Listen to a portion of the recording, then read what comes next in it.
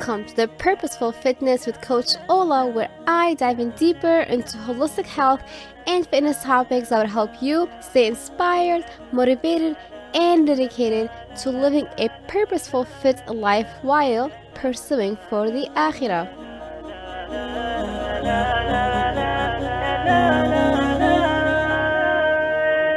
Hey everyone, welcome to the 8th episode with Coach Ola. In this episode, we have a special guest, Lindsey Nicole Faraj, who is a mother of 2 and a Board Certified Holistic Nutritionist with a passion in helping busy moms transition themselves and their families into holistic, healthy eating and lifestyle habits.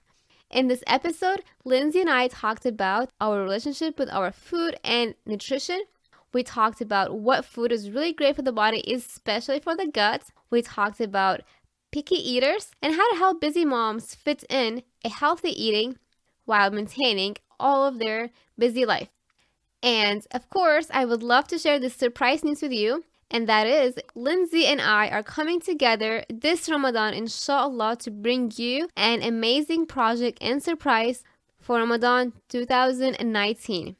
Before we start this episode, I would love to invite you to grab your free copy, a guide that I put together for you to have the most energized Ramadan, inshallah.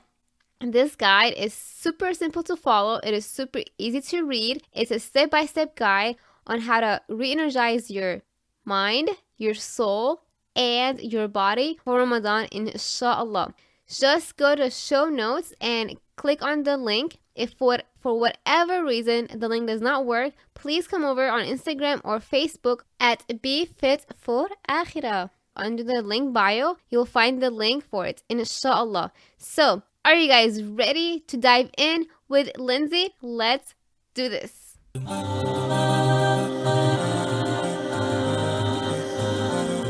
Hey, assalamu alaikum, Lindsey. How are you today? Wa alaikum assalam, alhamdulillah. How are you? I'm doing fantastic. So happy to be here. Would you please tell us about yourself and what you currently do? Yeah, sure.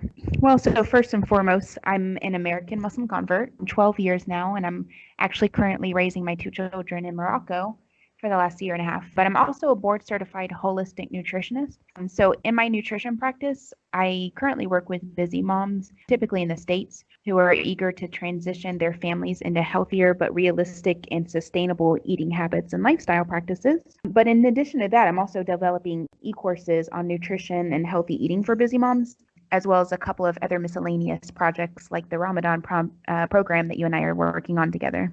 Yes, and we have exciting things coming up for you guys, so inshallah stay tuned as we get closer and closer to Ramadan. Love it. And I do love your work and recipes. We'll share at the end, but she shares amazing recipes on Pinterest and much more.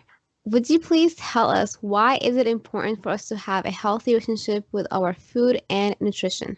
Yeah, sure. So I'll risk sounding like an alarmist, but just hear me out. So Okay.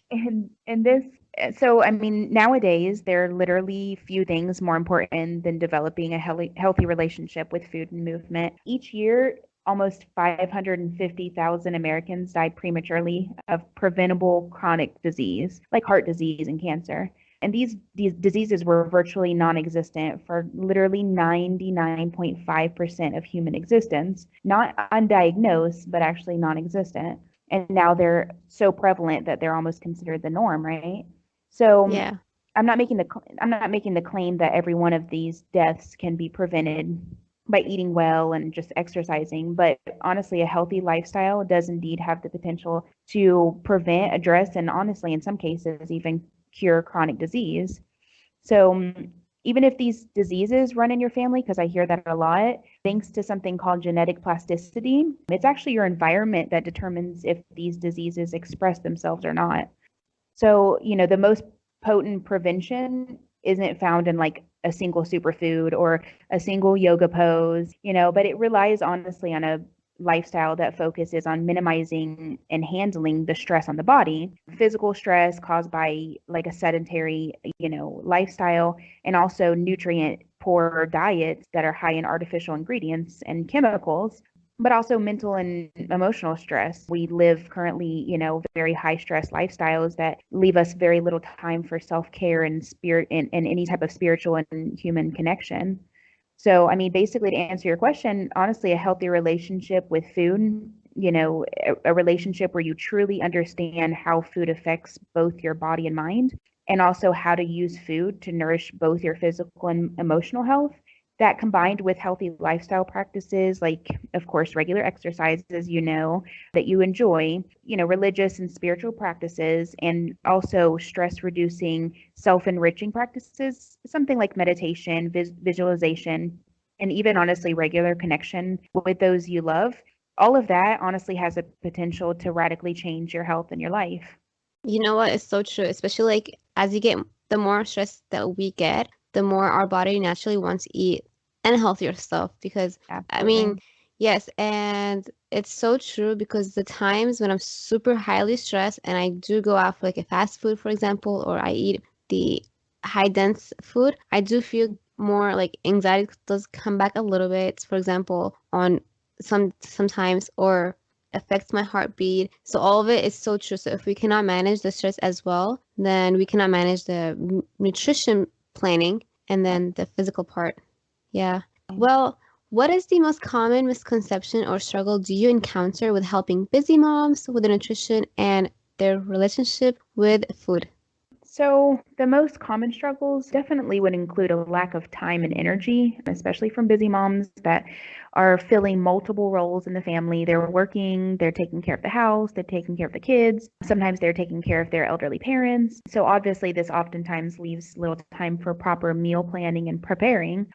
And fortunately, eating healthy doesn't have to take a lot of time, but that definitely is a huge misconception that you're going to need a couple of hours, every day in the kitchen in order to actually eat healthy. Another common struggle and misconception is honestly surrounding finances. So, a lot of people believe that eating healthy is really expensive, and it can be if you're just trying to replace unhealthy packaged foods with the so-called healthier versions, or if you're trying to kind of go for the gold, as we say, and buy everything organic, free range, etc. So there's also a challenge, that a lot of busy moms or moms in general, families in general face, and that's feeding a family with varying dietary preferences, especially, when that includes picky eaters. Yes. And the funny part, I was gonna say picky husbands, because some guys can be so picky too. Yes, absolutely. Yeah, because I talked about it. I went live with Zahra, and that also came up how, like, about her kid, like, one of her son eats, like, certain food, and the other son, like, different certain food. And I'm like, that's, like, just like my dad, where, like, Oh, he wow. doesn't like spices, and my mom and I were, like, okay with it. But so, like, she has to adjust to that when it comes to cooking and stuff. Sure. Yes. Well, this is a very interesting topic because I know it's a very hot now, but I actually found out about the gut and the relationship about gut a few years ago. And I would like for you to tell us about our gut and how we can eat the right food for it. And if there's anything else you would like for us to keep an eye for the gut. Okay. Yeah, so by gut typically means we're including the stomach, the large and small intestine. And so most of us see the stomach as just the organ that simply prepares, the food that we consume for consumption.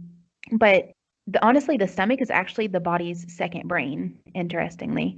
The gut's actually where a majority of serotonin or the happy hormone is made. And it's also where the majority of melatonin is made, or of course, the sleepy hormone. So the health of the gut has a direct link, not in just food digestion, but food and sleep, mood and sleep. And perhaps even more intriguing is your gut is where 70% of your immune system is. So your immune system doesn't simply just fight invaders like bacteria and virus. It's involved in keeping, honestly, nearly every bodily function in check. And it goes to work as soon as it detects any type of issue in the body.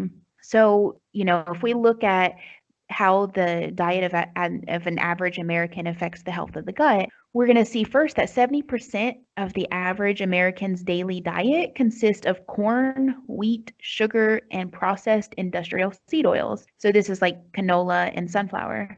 All of these are not only poor in nutrients, but they leave us in a state of chronic nutrient deficiency.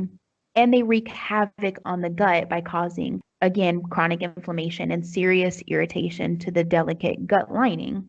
So just imagine these foods that I just mentioned were literally almost non-existent in the human diet for over 95% of our existence. And now they make up a majority of our diet. So I always liken it to kind of like a bamboo loving panda adopting a primarily meat-based diet, over the next few hundred years. It's simply not how they're designed to eat. So, obviously we're going to see a decline in the health of that species over time, much like the decline of health, we've seen in the human species. So, in addition to this, the colony of bacteria in our stomachs, or also we say gut flora, is honestly at the foundation of our immune system. So, the problem is a diet high in sugar, especially, but also, again, artificial ingredients and synthetic chemicals, like those found in almost every packaged and processed food. This destroys the delicate balance of bacteria in the gut. So now the potentially bad bacteria, like Candida, is usually kept in check by the good bacteria, but unhealthy foods, like the ones I mentioned, kill off the good bacteria. And to make matters worse, the sugar feeds the bad bacteria. So all of this can cause chronic inflammation, which is at the very foundation of most disease processes. Mm-hmm. So to answer your question, what can we do to heal our gut and keep it functioning healthily? Honestly, most importantly, we need to concentrate on moving from a highly processed diet to a plant-based whole foods diet. And so what does that mean? It's basically a matter of greatly reducing packaged processed foods in your diet and adopting a primarily whole foods diet, basically meaning a diet made up of foods that grow or move and are eaten in their original form. Of course, this includes like plants, fruits, vegetables, herbs, nuts, seeds, meats, and seafoods mainly. So, if you're primarily eating a whole foods, healthy, nutrient dense diet, most of us can handle occasional splurges. I mean, even me as a nutritionist, if I, go to an event or a birthday party or with family somewhere, I still eat just as I please. And it's things that I know aren't necessarily qualified as healthy, but again, the body has an amazing, it's very resilient and it has an amazing ability to bounce right back. And you can do that if the majority of your diet is pretty healthy. That's so interesting that you mentioned plant-based diet, and with Noor Salim, we talked about this as well. And I know it's a hot topic as well, and each person has an opinion about it and belief system. I actually tried to be a plant-based for 2 weeks and a half, like cut out as much as I can after watching the documentary with the health. But with all honesty, for me, it was not super sustainable. And I found that, in my opinion, of course, like it's what I think about is that I know moderation is a big term. And it's like can be taken a different way. But do you completely cut meat out of your diet? Like, are you super not for the No, meat? so no. So by plant, no. So plant-based, I mean basically just the plants make Okay. up the majority of your diet, but Okay. I am a fan of regular meat consumption for sure.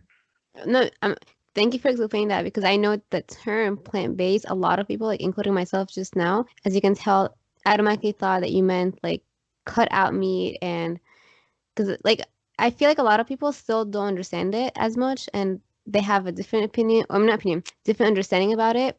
And so that's why I wanted a little bit more your view on what you meant by plant-based. Sure. Yeah, no, I'm definitely very much a proponent of eating clean meats on a regular basis for sure. Awesome. Cool. No, because there are some people like super, super like against it, Oh and I yeah, know and I know this is a big, interesting topic, and I respect everyone for their views and stuff, but it's good to know like where you stand, where I stand, and all that sure. stuff.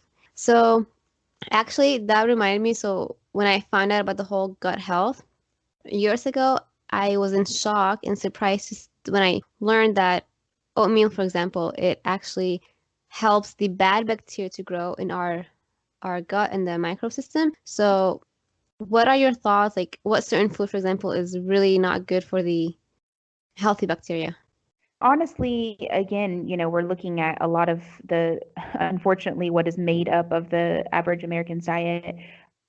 Because it causes chronic inflammation, this is going to in turn throw off the delicate balance of gut flora. Mm. So, again, the corn, the wheat, especially sugar, the industrial seed oils, all of this artificial flavors and, all of this artificial chemicals that we're seeing almost every packaged and processed food, this all, has a significant impact in the gut flora. Whereas things like, probiotic rich foods, like a lot of the fermented, but the traditionally fermented foods, not kind of the pickles that you find on the supermarket shelves, but the traditionally fermented foods are very, very, very good and very powerful in helping to kind of rebalance the gut flora. Right. That's nice. I mean, interesting.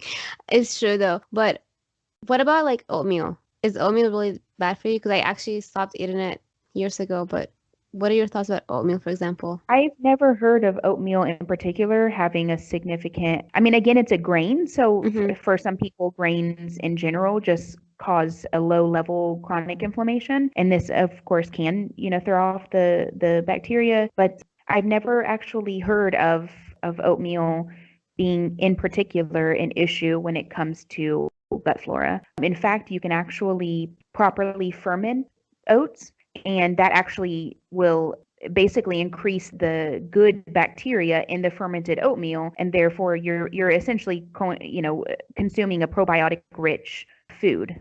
I can send you the information on how to properly ferment oatmeal if you'd like. Sure, yes, because this is all a learning process for me as well. So about like, there's some people also misunderstand the difference between whole grain bread, for example, and whole wheat bread. Do you want to explain it just a little bit, maybe? Yeah, whole grain bread would just include other grains like oats, like rice, like corn, but also wheat, whereas whole wheat bread is just going to basically contain the whole kernel of wheat. And which one is better for the gut? Obviously. Um, I thought it was I whole wheat, Well, honestly. I'm actually very, very much a proponent of a wheat-free diet. I think that wheat is one of the worst things that we can consume again on a daily basis, on a regular basis. I don't think for a lot of people, they can get away with an occasional bread or whatnot. But for honestly, in my opinion and in my experience, for a healthy lifestyle diet, I don't believe that wheat should be consumed on a regular basis at all. So for someone like me, I love bread and I just went back to the whole wheat bagels, but I used to eat everything bagel. It's just like my favorite. Do you have any suggestions for like a breakfast replacement, for example? Yeah, I actually do have a Pinterest board and it's quite extensive that I specifically for breakfast. And I also have a bread and muffin board as well, and none of that contains wheat. They're all baked goods that are based on usually almond flour or coconut flour. But my breakfast board, honestly, I am a huge fan of hashes. So basically, like in the beginning of the week, I will put through my food processor lots of vegetables and just kind of like mince them small, and then I will just fry them in coconut oil or ghee or clarified butter. And then if usually I want that protein from an egg, for example, so I will like break an egg over it and use it that way. Sometimes, just depending on the morning, sometimes I will add something like a turkey or a beef bacon into the hash just to kind of change things up a bit. But it's a great way to consume vegetables, first thing in the morning. Smoothies are also very, very good, and you can incorporate vegetables into those as well. A lot of people don't realize you can, even in smoothies, you can add chunks of carrots, and you can add cucumber. Of course, spinach is a popular one, but there's quite a few vegetables that you can actually add that don't affect the taste, to where it actually tastes like a vegetable smoothie. So those are kind of my go-to. I'm a big fan of eggs as well. I do believe very much in getting pasture-raised organic eggs, but eggs are a great thing to have in the morning. Okay, I'm gonna try to work on it because honestly, I'm a carb lover.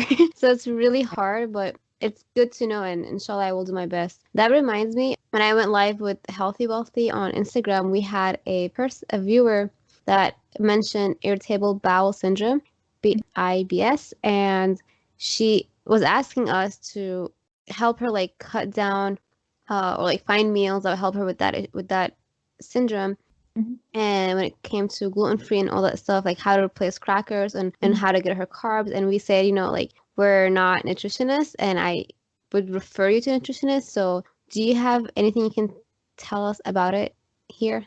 I mean, basically, like it really depends on the person, but for Mm-hmm. most clients, I find that instead of just substituting, wheat-based breads with grain-based breads, even if they are wheat-free and gluten-free, but they still are based, of course, in rice and whatnot. I'm not a huge fan of that because, again, grains for a lot of people can cause low-grade chronic inflammation. So I honestly just, recommend people with any type of digestive, health challenge, or even honestly for most people, period, just as a lifestyle diet, really, really just to focus on how to adjust your diet to be mainly plant-based fruits and vegetables, and then just clean meat, animal, basically eggs. Dairy, I'm not a big fan of either.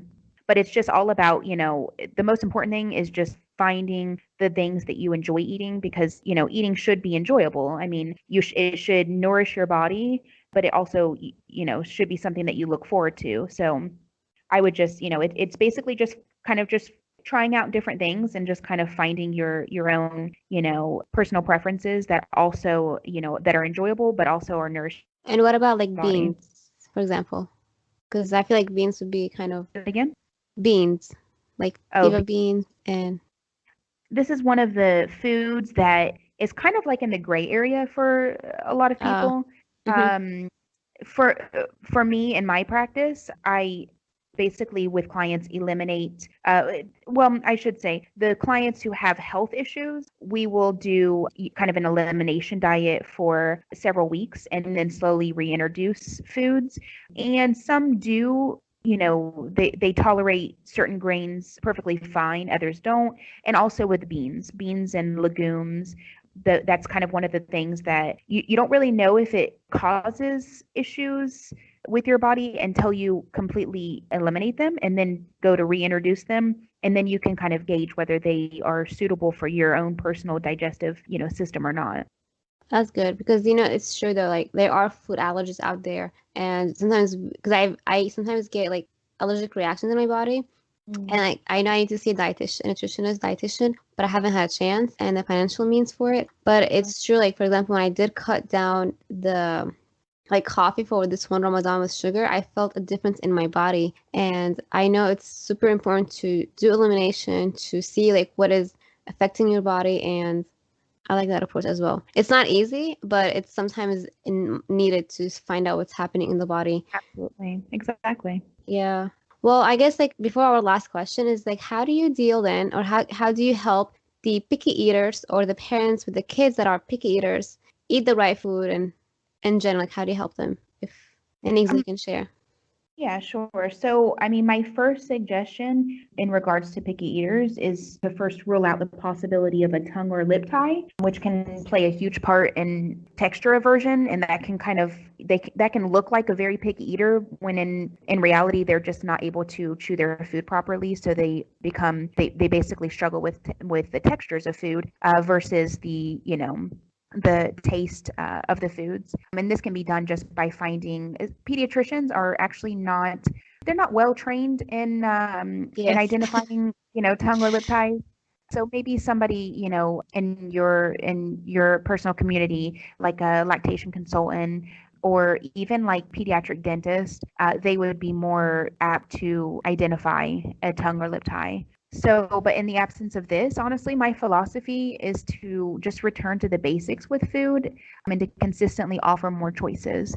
So, kids are notorious for hating vegetables, of course, aside from like corn and potatoes, but it's important to look at what it is they're actually repulsed by. So, in a lot of instances, it's actually the way that they're prepared, and preparing them correctly allows their natural flavors to really shine. And surprisingly, it involves very little prep or cook time. So, honestly, it's a win-win for especially us busy moms. My absolute favorite cookbook is The World's Healthiest Foods by George Madeljan. He honestly like really simplifies healthy eating, and he provides a wealth of information about the nutritional profile of each food. So, if you share this with children, providing this insight on exactly how these different foods nourish and sustain our bodies, it really can be very intriguing for kids, and it can help them, encourage them to try out new foods. the book honestly is an absolute gem, and I recommend it to all of my clients. But you can find the recipes online. I think the website is whfoods.org. And then honestly, again, my second philosophy here is just to consistently offer more choices. Whatever the family is eating, it's there, but there shouldn't necessarily be a lot of push and a lot of battling and whatnot. There should be, at least two things served, for the meal that the child's going to eat. But then the other options should just be there for them to basically, when they're ready, and you would be surprised if you kind of take a back seat a lot of times and stop doing the pushing and bribing and whatnot, and just consistently offer it as an option. You'd be surprised at how often the kids will finally come around. That's awesome. I'm going to actually include the link and the book in the show notes. So if anybody missed out, just go back to the show notes and you'll find out, inshallah. That's awesome. It's not easy. So thank you for sharing these tips. Yeah. And before we leave, where can someone stay in contact with you besides Pinterest? Because I just mentioned your Pinterest. Yeah, so my nutrition practice is the Sensible Nutritionist. I can be found on Facebook and Instagram just by searching the Sensible Nutritionist, or on my website, which is tsnutritionist.com. Awesome. It'll be in the show notes, everyone. Go follow her. And I do have you on Pinterest. I'll go back to the boards for breakfast, see how I can try new things, inshallah, because it's not easy to cut the bagels. Yeah, I understand. Inshallah. Yeah. Thank you so much. This was wonderful. Have a wonderful day. And assalamu alaikum. Thank you for tuning in. If you've enjoyed this episode, make sure to subscribe today and leave a 5-star review. You can also screenshot and share this episode with a family or a friend. Be strong, be fit for Akhirah.